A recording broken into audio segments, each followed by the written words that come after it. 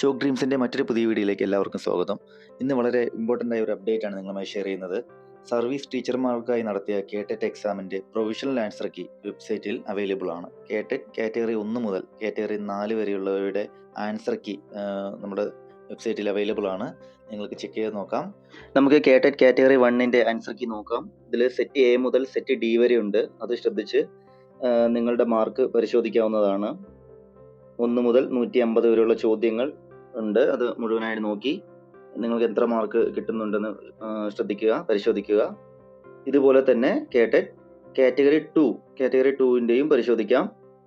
അതും ഇതുപോലെ തന്നെയാണ്. സെറ്റ് എ മുതൽ ഡി വരെ ഉണ്ട്. അത് ശ്രദ്ധിച്ച് നോക്കുക. സബ്ജക്റ്റും ലാംഗ്വേജും മാറിപ്പോവാതെ ശ്രദ്ധിച്ച് നോക്കുക. ഇതുപോലെ നിങ്ങൾ ഏത് കാറ്റഗറി എക്സാം ആണോ എഴുതിയത് ആ ആൻസർ കീ ശ്രദ്ധിച്ച് നിങ്ങൾക്ക് മാർക്ക് പരിശോധിക്കാം. അതുപോലെ ഈ പ്രൊവിഷണൽ ആൻസർ കീയിൽ എന്തെങ്കിലും തെറ്റുകളുണ്ടെന്ന് നിങ്ങൾക്ക് തോന്നുന്നുണ്ടെങ്കിൽ നിങ്ങൾക്ക് കംപ്ലൈൻറ്റ് ഫോം വഴി രജിസ്റ്റർ ചെയ്യാവുന്നതാണ്. നമുക്ക് തിരുത്താൻ വേണ്ടി ആവശ്യപ്പെടാം. അതിനു വേണ്ടിയിട്ടുള്ള ഓർഡർ നമുക്കൊന്ന് പരിശോധിക്കാം. ഇതാണ് ഓർഡർ അറിയിപ്പ്. നമുക്ക് നോക്കാം. കേട്ടറ്റ് മെയ് 2025 കാറ്റഗറി 1, 2, 3, 4 പരീക്ഷയുടെ താൽക്കാലിക ഉത്തരസൂചിക പരീക്ഷാർത്ഥികൾക്ക് പരിശോധിക്കുന്നതിന് വേണ്ടി പരീക്ഷാ ഭവന്റെ വെബ്സൈറ്റിൽ പ്രസിദ്ധീകരിച്ചിട്ടുണ്ട്.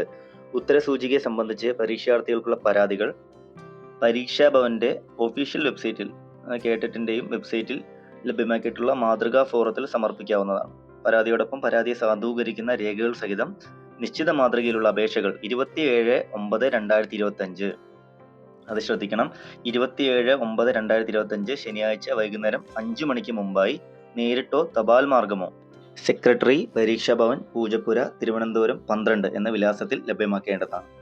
വൈകി ലഭിക്കുന്നതും നിശ്ചിത മാതൃകയിൽ അല്ലാത്തതുമായ പരാതികൾ യാതൊരു കാരണവശാലും സ്വീകരിക്കുന്നതല്ല.